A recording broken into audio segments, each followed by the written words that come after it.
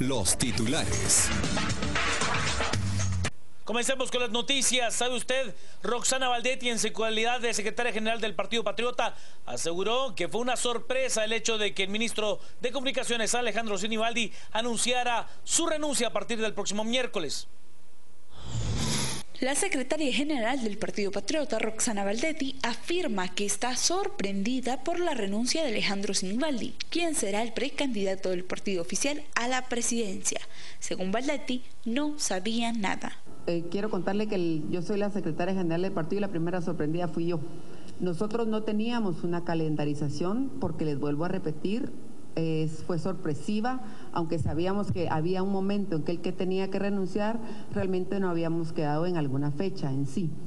A partir de ahora vamos a reunirnos el Comité Ejecutivo Nacional, que es la máxima autoridad, para ver cuáles son las acciones que tendríamos que tomar. La secretaria del PP añadió que estaría esperando que el próximo domingo se lleve a cabo la reunión del Comité Ejecutivo Nacional del Partido Patriota para definir el trabajo que se realizará en los próximos meses.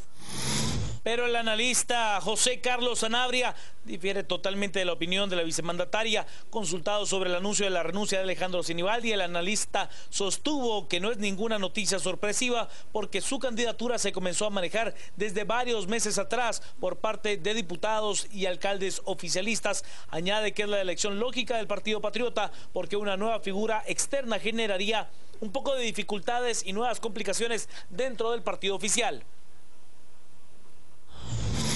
No es una renuncia sorpresiva, ya en varios espacios y con suficiente antelación y durante los últimos meses, por un lado se ha hablado muchísimo de la posibilidad y por otro lado también el gobierno realizó una intensa actividad principalmente para fortalecer en términos de campaña y de posicionamiento mediático la figura del ahora ministro de Comunicaciones.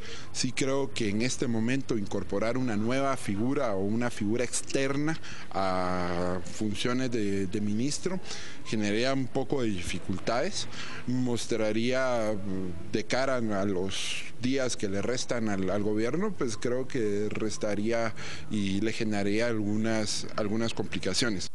Cambiamos de tema y es que la cartera del Interior asegura que habrá que tener modificaciones al Código Procesal Penal para el tema de la aportación ilegal de armas de fuego. El ministro de Gobernación, Mauricio López Bonilla, anunció una nueva modificación al Código Procesal Penal en busca de evitar que los jueces otorguen medida sustitutiva a las personas que porten un arma de fuego de manera ilegal, sin importar si es la primera ocasión que comete el ilícito. Según Bonilla, es necesario este cambio, pues al principio él propuso que no existiera medida sustitutiva, pero los diputados le hicieron modificaciones sin consultarle. Vamos a plantearla de nuevo con la Comisión de Gobernación del Congreso, porque lo que queremos es que la gente sepa en el país que las leyes están para cumplirse y que quien sea sorprendido con un arma de fuego ilegales va a ser conducido, no va a tener medida sustitutiva y va a tener que responder ante la ley.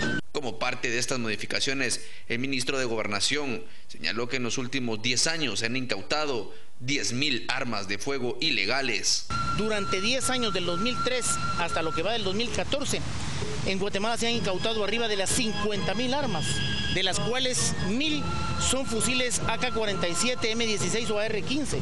La amenaza es real, pero no la tomamos en serio como corresponde. Y por eso es que necesitamos que la ley sea estricta, sea dura y sea aplicable como debe ser.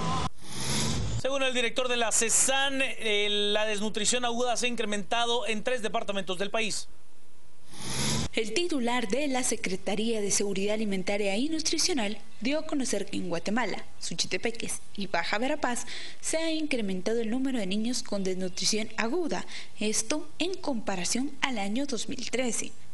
En el departamento de Guatemala se registraron el año pasado 1.168 casos y ahora en 2014 1.357. En Suchitepeques fueron 461 y en 2014 aumentaron a 547. Y en Baja Verapaz hubo un incremento de 10 menores de edad. En este momento podemos hacer una evaluación de cómo se encuentran los departamentos, entre los que sobresale el departamento de Guatemala, Suchitepeque, y un departamento de Alta Verapaz que está teniendo complicaciones, pues hay un incremento comparativo con el año anterior.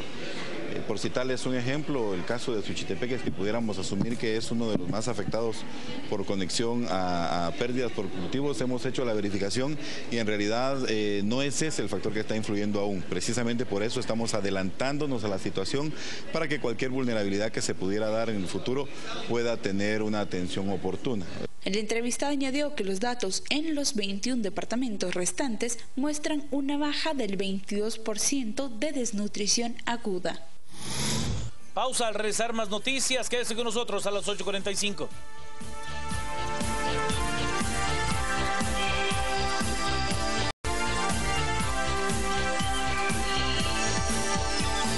Quiero contarle que el presidente de la República, Otto Pérez Molina, aseguró que el presupuesto general de ingresos y egresos de la Nación del año 2015 será por 71.000 millones de quetzales.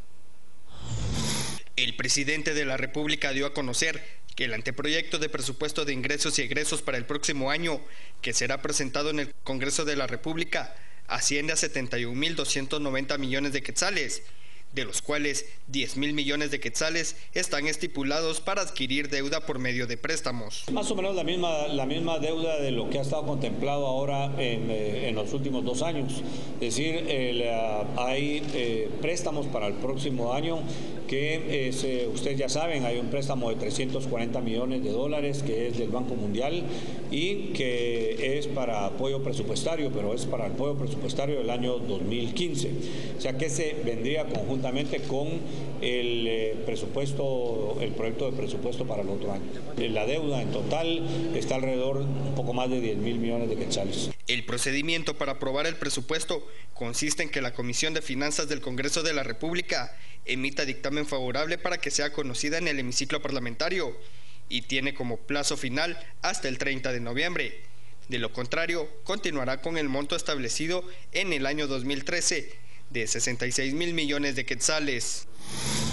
He de contarle ahora que el ministro de Comunicaciones, Alejandro Sinibaldi, aseguró que no se ha tocado el dinero para la construcción de la carretera de Escuintla y la ampliación de la carretera interamericana. Esto luego de que la CC dejara en suspenso la ampliación presupuestaria por 550 millones de quetzales. Luego que los magistrados de la Corte de Constitucionalidad suspendieron los artículos 46 y 55 de la Ley de Obtención de Vegetales y que quedara sin efecto el préstamo por 550 millones de quetzales para la ampliación de la carretera de Escuintla que conduce a la frontera con El Salvador, el ministro de Comunicaciones, Alejandro Sinibaldi, dijo que aún no se han utilizado los fondos. Esta iniciativa de ley tenía una fecha de vigencia para entrar a funcionar. Esa fecha de vigencia no ha llegado aún. Por eso es que no se ha podido modificar la ley porque no ha entrado en vigencia. Por consiguiente, no se puede modificar la ley donde este artículo entraba en vigencia prácticamente de forma inmediata. Pero para tranquilidad de todos, no hemos recibido un centavo de esa ampliación presupuestaria porque lo que no se ha logrado comprender es que no son recursos, es una ampliación del techo presupuestario, porque los recursos se aprobaron en el crédito que se aprobó 2 días antes, que era la ampliación de la CA2 Oriente, un crédito del Banco Centroamericano. Entonces, de aquí en adelante, el Ministerio de Finanzas tendrá que encontrar los espacios presupuestarios para que esos recursos que ya van a estar disponibles a través del préstamo que todavía no ha desembolsado el Banco Centroamericano, cuando estén listos para desembolsarse, exista el espacio presupuestario para que se inicie la carretera. La Comisión Nacional contra la Discriminación y el Racismo, CODISRA, se refirió al tema de la expulsión de los judíos ultraortodoxos de San Juan La Laguna. La comisionada presidencial contra el racismo y la discriminación, María Trinidad Gutiérrez, fue clara al mencionar que la comunidad judía que fue expulsada de San Juan La Laguna fue por motivos religiosos y culturales, por lo que se le estará dando acompañamiento a las comunidades de San Juan La Laguna para que no exista ningún tipo de discriminación y racismo.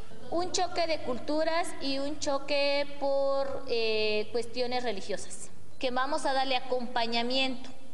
Si hay actos discriminatorios y racistas en este caso, sabemos que ya hay interpuesta una denuncia y será el Ministerio Público quien tenga que determinar o no si hay discriminación. Sin embargo, nosotros como institución rectora vamos a darle el seguimiento a este caso, pero también debemos de reconocer que es poco lo que podemos hacer como Guatemala. ¿Por qué razón?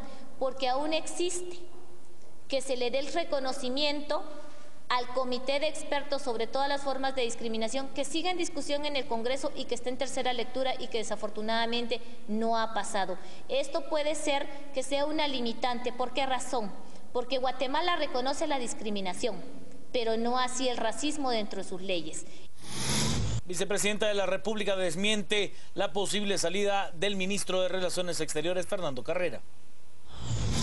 La vicepresidenta de la República salió al paso de las especulaciones que habían en torno a la renuncia del canciller guatemalteco Fernando Carrera. La vicemandataria fue enfática en señalar que eso era solo un rumor y que hasta el momento el único que había renunciado era el titular de comunicaciones, Alejandro Sinibaldi. También se habla de que es falso. Miren, alguien está levantando bolitas por la renuncia de Alejandro Sinibaldi, que fue pública y que sí es verdad. Alejandro Sinibaldi presentó su renuncia a partir del día miércoles, es el único ministro que ha presentado su renuncia de manera pública y ustedes saben a qué responde esa renuncia. Fuera de él no hay nadie de los ministros que haya presentado su renuncia a este momento. Sin embargo, se consultó a los diputados oficialistas Juan Alcázar y Juan José Porras para verificar la información y ellos aseguraron que el canciller tenía una propuesta para trabajar en la ONU en sustitución de Gerd Rosenthal, pero la vicepresidenta indicó que los legisladores ya le pidieron disculpas por apresurarse a dar información inadecuada. Ya se han disculpado conmigo y han dicho que no vuelven a hacer algo que no les corresponde. Momento del clima, Diana Guerra.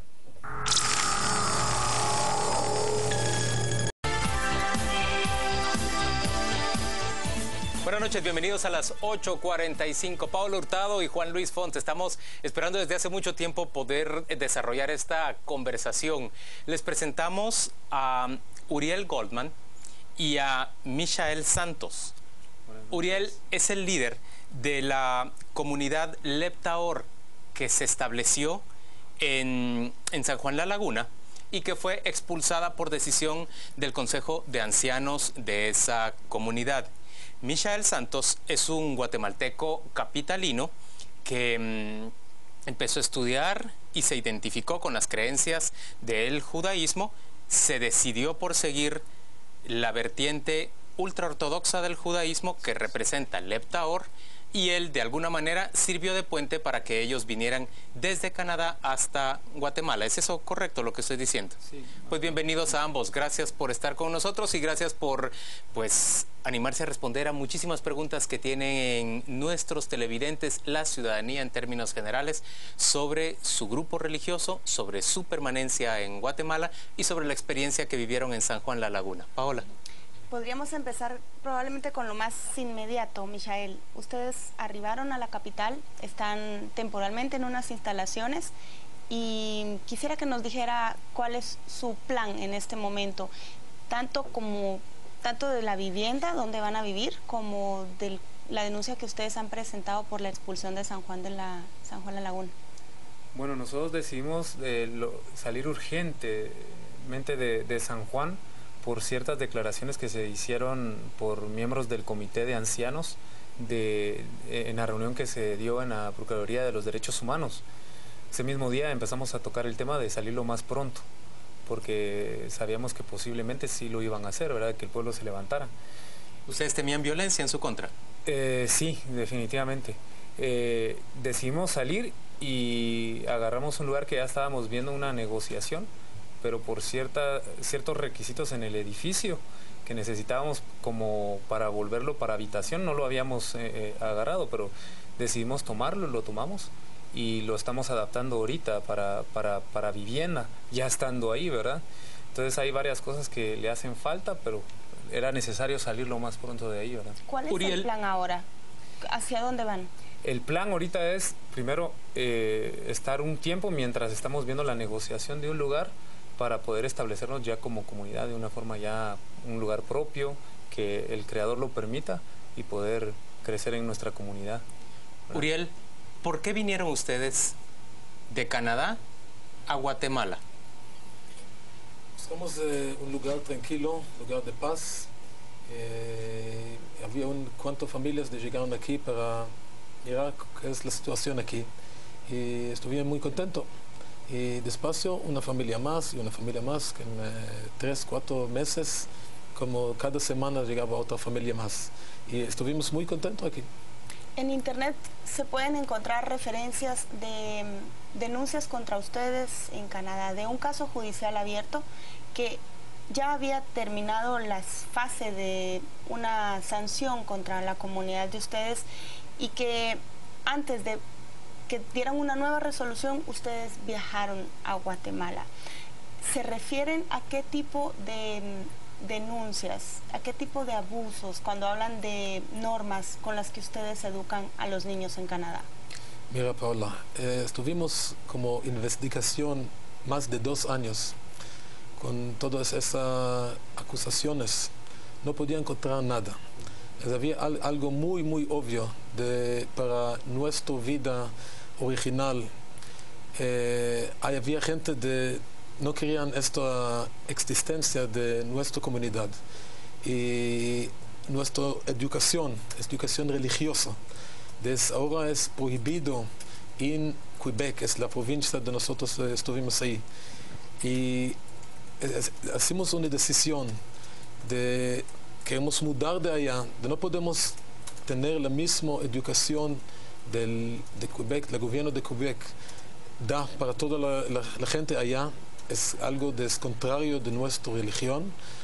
Por ejemplo, evaluación, y de cosas de nosotros no tenemos ningún fe con estas cosas, y por allá necesitamos estudiar estas cosas, por eso mudamos a otro lugar. Se refiere a la evolución. La teoría sobre la evolución humana. Disculpa, español, pero... No, pero para aclarar, por si alguien no lo entendió muy bien, con esas teorías ustedes no están de acuerdo que se las enseñen a sus hijos en el sistema de educación. ¿Y las autoridades canadienses, las autoridades de Quebec, obligaban a que ustedes educaran a sus hijos en base a un sistema, a un currículum, a un pensum que era público y general para todos en Canadá? Hasta hoy, cada uno vive en Quebec necesita estudiar solo este currículum de ellos.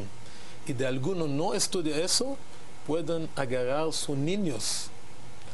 Es algo de solo en Quebec pasa cosa como esto. Ellos se quejaban también de sus métodos disciplinarios con los niños. ¿Golpean ustedes a sus hijos para imponerles disciplina? No. Por eso yo dice, estuvimos como 2 años con investigación. No podía encontrar un niño que tenía una cosa de... Seña de golpe. Una señal de golpe. Nada, de nada. Y yo puedo decir, como cada familia tenía como 50 veces llegaron la gente adentro de sus casas, nuestras casas, para mirar cosas y no podían encontrar nada contrario de la ley. Y ellos habían muy enojado porque no pueden encontrar nada. Y después de mudamos, ellos como tenían una razón para encontrar algo. Así mucho tiempo buscaban, no pueden. Por eso hacemos la decisión salir de allá. El gobierno de Canadá da un montón de ayuda para familias. Y decimos, chao, no necesitamos tu ayuda y también no meter en nuestra religión. No necesitan su ayuda, pero ¿de qué vive el grupo Lev Tahor? Son aproximadamente 250, 270 integrantes del grupo. ¿No se les conoce una profesión, un oficio concreto, por ejemplo en San Juan La Laguna? ¿Cómo se mantienen? En cuestión de los que somos guatemaltecos, que éramos o somos parte de un movimiento llamado Toiras Jeses, el cual nos hemos unido con Lev Tahor, muchos de los que somos guatemaltecos algunos tienen negocios propios, por ejemplo venta de carros, otros tienen venta de madera, aserradero. ¿Cuántos son guatemaltecos en el grupo? Más o menos somos como 40 personas. En el caso de otros que se dedican al comercio, en el caso mío, desde que llegué la primera vez a San Juan, me dediqué al comercio, venta de comida típica y cuestiones así. Actualmente estoy representando un restaurante que está en San Pedro, La Laguna, ¿verdad?, que es parte de una sinagoga también judía que se encuentra en San Pedro, y algunas otras cuestiones comerciales también. Entonces, en el caso de los guatemaltecos, sí, nosotros trabajamos. Ahora, en el caso de las personas que vinieron de Canadá, del Leptajor, obviamente ellos están buscando establecerse, igual ahorita que nosotros también, ¿verdad? Y a la hora de establecerse, empezar empresas que puedan dar fruto aquí en Guatemala, ¿verdad? Uriel, ¿por qué escogieron San Juan La Laguna? ¿Era por el lago? ¿Era por lo pequeño? Escuchamos de su lugar de Pacífico, lugar tranquilo, y buscamos para empezar un lugar, y así había. En la primera, ¿cuántos meses estuvimos allá? Había muy tranquilo, la gente había muy buenas, saludaban muy lindo, no teníamos ningún problema. ¿Cómo responden ustedes a esas críticas de que se bañan sin ropa en el lago, que no saludan a la gente, que no quieren tener contacto para incluso recibir el dinero del cambio en una tienda? ¿Eso es así o cómo lo ven ustedes? Hay cosas de mentiras, obvio mentiras, como bañamos desnudos, es algo de... usted puede ver como nosotros queremos cubrir todo el cuerpo, y en mujeres especialmente, ¿Cómo puede decir de hacemos algo desnudos? Es contrario totalmente de nuestra vida, nuestra Torah. Obliga totalmente a hacer cubrir el cuerpo. El Torah es el libro sagrado judío. Sí. Y hay cosas como dicen, no podemos agarrar puede ser algo de la religión, nosotros no damos el mano para una mujer, algo de totalmente religión, pero nada contrario de ello. Nosotros respetamos mucho el tradición original de indígenas, por ejemplo, mucho. El vestido original, nosotros tenemos también vestido original, tenemos mucho respeto. Pero ustedes, por ejemplo, los hombres de su comunidad no le dan la mano ni establecen contacto con una mujer que no sea su madre, su hija o su pareja. Exacto. Sí. Las mujeres de su comunidad tampoco pueden establecer ni siquiera el contacto con la mano con un hombre que no sea su padre de su núcleo o su familiar. pareja, su núcleo familiar. Hijo, esposo o padre. Es lo mismo. Y no es algo de contrario de ello, es respeto. ¿Intentaron ustedes conciliar esa diferencia de culturas en algún momento con la comunidad? Sí, varias veces. Desde los primeros problemas se trató de tener contacto con los líderes, tanto de la alcaldía como de comunitarios, cocodes o comunes. Y se mandaban cartas pidiendo citas para poder platicar y llegar a un acuerdo, un bien comunal, ¿va? No solo para ellos y no solo para nosotros. No se logró ese acuerdo. El último intento lo hicimos en la Procuraduría de los Derechos Humanos, haciendo una mesa redonda, que fue una petición nuestra, ¿verdad? Antes de llegar a problemas más serios, nosotros quisimos, ¿verdad? Y hablar, no para pedir más tiempo, porque ellos no tenían el derecho de sacarnos, nosotros como guatemaltecos, inclusive ellos como extranjeros igual, sino queríamos que nos dieran o sea, nosotros necesitábamos cierto tiempo, pero seguros en la población, que no hubieran más problemas, que no hubieran... Entonces, por eso se decidió hacer esta mesa redonda, lo cual no llegó a ningún buen término. A ver, señores, ustedes sí responden a un saludo verbal, pero no dan la mano. Sí, exacto. El segundo punto es, los niños no van a las escuelas públicas ni privadas. Los niños de Leptajor se educan en la escuela propia de Leptajor. Sí. Y empezamos en 3 años. A los 3 años de edad. A los 3 años. 3 años, sí. ¿A qué edad se casan las niñas y a qué edad empiezan a tener hijos las niñas? No hay una edad alguno necesita casar el hijo, pero de alguno de 16 años quiere casar y los padres de él tienen piensan una novia buena para él, ellos quieren. Pueden casar de 16 años. Pero hay un acuerdo entre los jóvenes para casarse o es un arreglo que se da entre los padres? Es arreglo con el padres y es mejor. El padre saben más, tienen más experiencia para saber qué es lo mejor para mi hijo, para mi hija. Jóvenes pueden hacer de no van a elegir algunos pueden vivir con ellos toda la vida mejor. Pueden pensar otras cosas. Y ocurre a veces que los jóvenes se enamoran de una persona que no es la que sus padres han elegido. Normalmente eso no pasa en cuestión de nuestro movimiento, porque no existe el noviazgo. Desde que los niños van creciendo, se guarda la misma línea de no tener contacto con el otro género, ¿verdad? O sea, sí, obviamente se ven, pero cada quien, no existe el noviazgo hasta que llega a la cierta edad y ellos están de acuerdo, ya se hace un arreglo matrimonial en el cual también obviamente ellos tienen que estar de acuerdo, ¿verdad? Si ellos no quieren casarse, no se creen preparados, obviamente no se les obliga a que lo hagan. Michael, ¿y ustedes creen que pueden encontrar otro lugar en la capital o en otra comunidad en Guatemala donde sean aceptados con todo esto que ha sucedido en los últimos meses? Yo pienso que sí, porque yo creo que todos los guatemaltecos, inclusive las mismas personas en San Juan, muchas personas no estaban de acuerdo de lo que estaba sucediendo, ¿verdad? Yo lo he repetido un montón de veces, no toda la población actuó en este problema que hubo ahí en San Juan. Mucha gente estaba en desacuerdo, de mucha gente de San Juan. Era un grupo dirigido por este comité y por la alcaldía que... ¿Y cuál es la explicación que usted le da ahora a lo que sucedió? ¿Qué faltó en San Juan? ¿Qué pasó?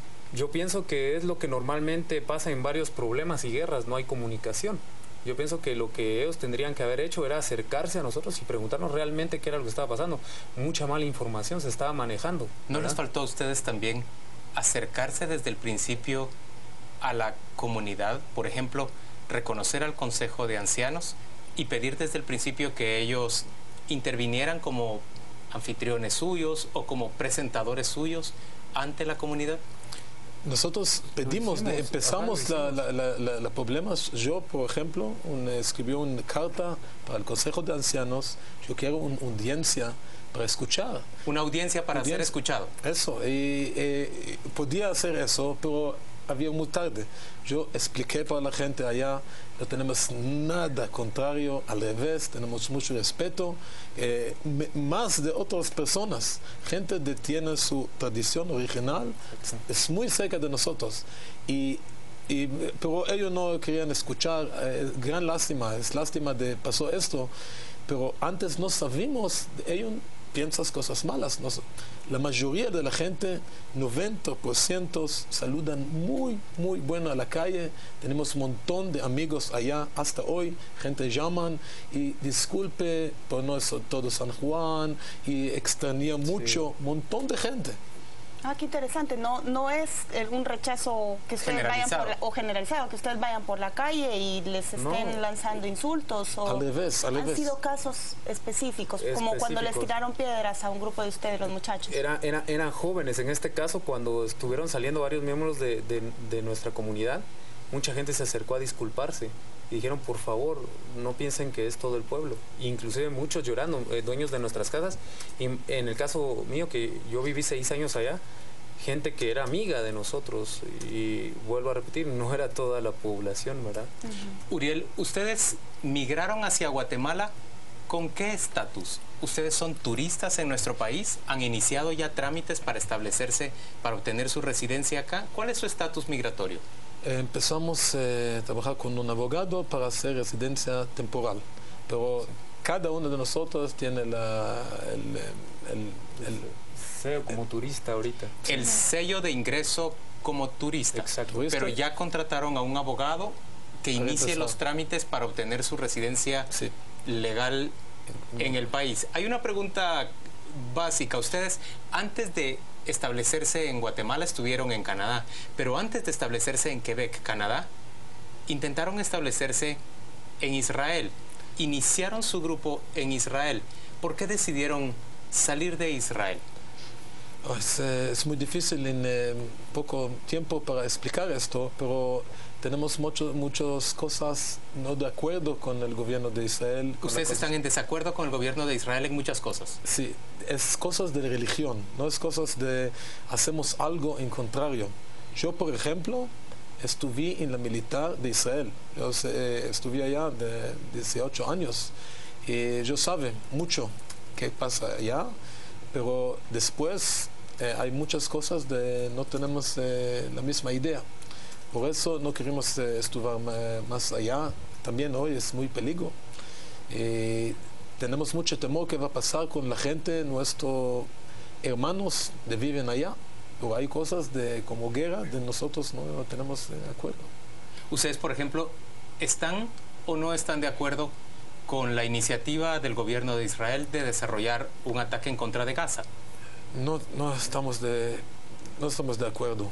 Es algo muy delicado, la situación es muy delicada, pero en general pensamos de todas las guerras con los palestinos, posiblemente de años atrás, empezamos a hacer paz con ellos, no necesitamos llegar a este tiempo. Ahora es muy delicado, es muy complicado, hay dos lados aquí.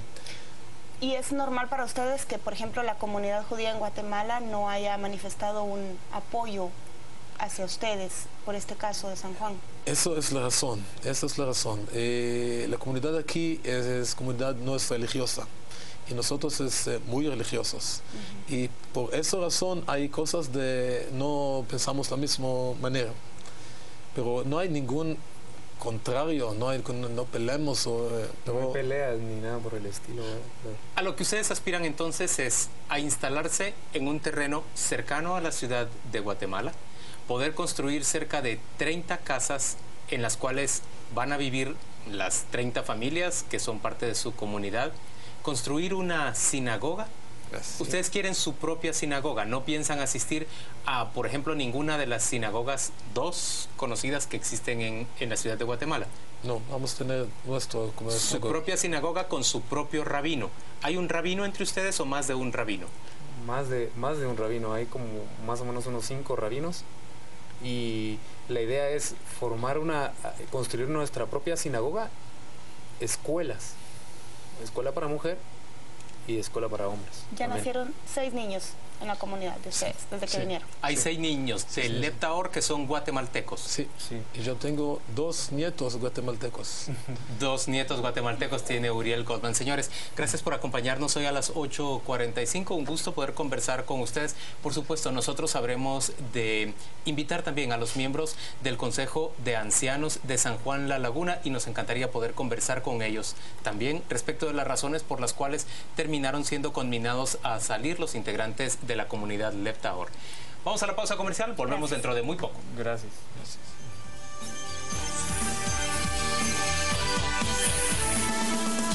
Fin de más.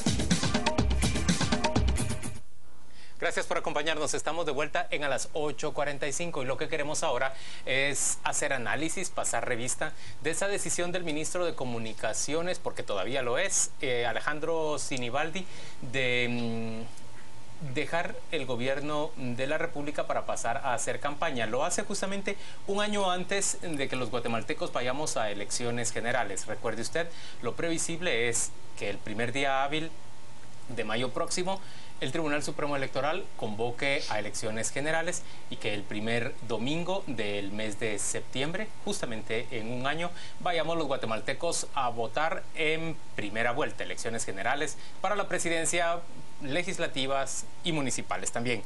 Nos acompañan para conversar sobre este tema Andrea Morales, quien es integrante de la Dirección de Incidencia Pública de la Universidad Rafael Landívar, y el profesor Jorge Ruano, quien es catedrático de la Escuela de Ciencias Políticas de la Universidad de San Carlos. Gracias a ambos por acompañarnos. Bienvenidos a las 8:45. Gracias. Bienvenidos, buenas noches. Gracias. A ver, si ya se sabía que el candidato del oficialismo casi seguramente era el ministro de Comunicaciones y solo se estaba esperando ese día en que finalmente le anunciara que iba a dejar el ministerio. ¿Qué es lo que llama la atención de la actividad de ayer? Jorge, ¿quiere comenzar usted?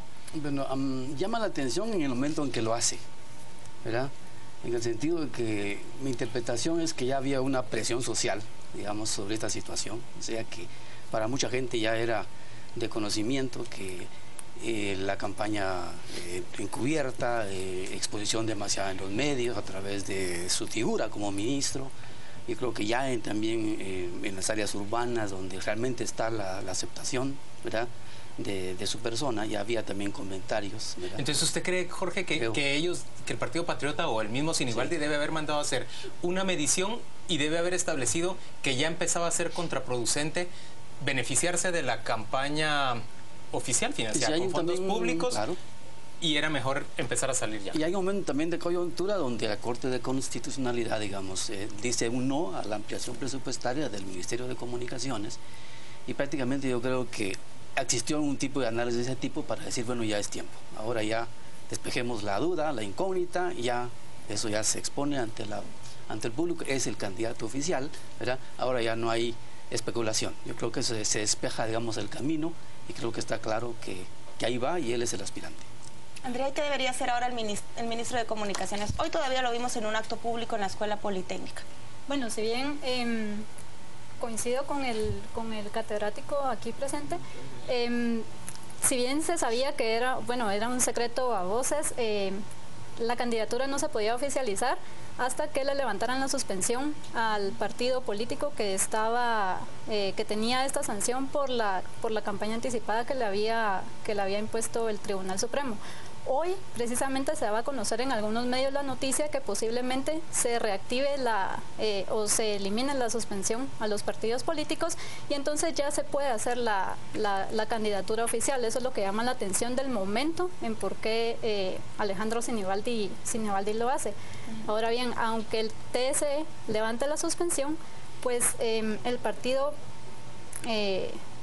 pueda ser proclamado candidato aún renunciando al cargo, debe abstenerse de realizar campaña anticipada, y lo que debe hacer pues es tratar de reconformar las bases del partido. Se ha sabido en algunos momentos que hay fracciones a lo interno del Partido Patriota, entonces tratar de recuperar esa unificación del partido político para poder tener oportunidad de ganar las elecciones. Señores, el Tribunal Supremo Electoral sin duda debe sentir algún alivio de que un ministro precandidato abandone el cargo oficial, porque en términos legales el Tribunal Supremo Electoral tiene ascendiente, tiene jurisdicción sobre los partidos políticos, mas no la tiene sobre el Ejecutivo. Le resultaba demasiado difícil al Tribunal Supremo Electoral, por ejemplo, condenar los hechos de uso de fondos públicos de parte del gobierno para una candidatura solapada. Definitivamente el tribunal, digamos, su disposición fue realmente mandar un mensaje de que la administración pública no puede usar sus fondos para promocionar a un ministro o entre comillas, ¿verdad?, que aspira. Y entonces yo creo que eso, que aunque la ley lo indica y que en muchas partes del mundo se nos dice que el sector público o la administración debe ser apolítica, partidista, de todos modos ya habíamos nosotros visto y expuesto en cierto momento la participación de algunos empleados públicos, ¿verdad?, promoviendo candidatos. Yo creo que en ese sentido el Tribunal Supremo Electoral mandó bien el mensaje, qué es lo que puede hacer y qué es lo que no puede hacer, ¿verdad? Sin duda coincido con mi colega, ¿verdad?, no puede ser proclamado mientras se mantenga suspendido el partido. No puede hacer propaganda, ¿verdad? Tampoco puede ser proclamado mientras no haya convocatoria de elecciones. Entonces, en ese sentido, hay como una... ¿Qué puede hacer? Fortalecerse internamente, sus filiales, trabajar con sus candidatos, qué sé yo, fortalecer estructuras internas, pero igualmente, digamos, primera vez en la historia reciente, o tal vez los últimos 28 años, donde no hay un candidato oficial que sale con bombas y platillos diciendo yo soy el candidato, sino que tiene que ser muy prudente en el sentido de que prudente adentro y prudente afuera. Una vez que él anuncia, digamos, públicamente, también había que ver qué debe cuidarse, digamos. Seguramente va a ser mucha creatividad otra vez. Y considero que fue estratégico que se le otorgara ser la cabeza de un ministerio que tiene bastante presupuesto de la nación.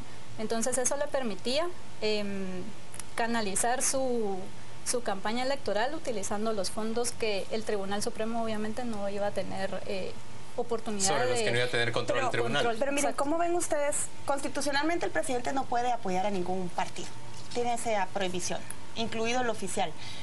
Pero ¿cómo puede separarse o desligarse de mencionar entre los logros de su gestión el presidente Otto Pérez Molina la construcción de carreteras, los proyectos de infraestructura que se ejecutaron durante la gestión de Alejandro Sinibaldi, sin que eso se interprete como que está respaldando el motor que impulsa al candidato del oficialismo? ¿Eso será la constante de la campaña electoral, donde se crucen esos límites? ¿O será que puede hacerse esa diferenciación? ¿Qué piensan ustedes? Para mí que hay una incógnita. La incógnita es qué capacidad tiene el aspirante, ¿verdad?, de aglutinar al interior del partido. Creo que sabemos que hay figuras fuertes también dentro del partido, que él es una figura fuerte, pero no es la única. Entonces, ¿en qué medida, digamos, también podría haber la hipótesis de un fraccionamiento dentro del partido, ¿verdad?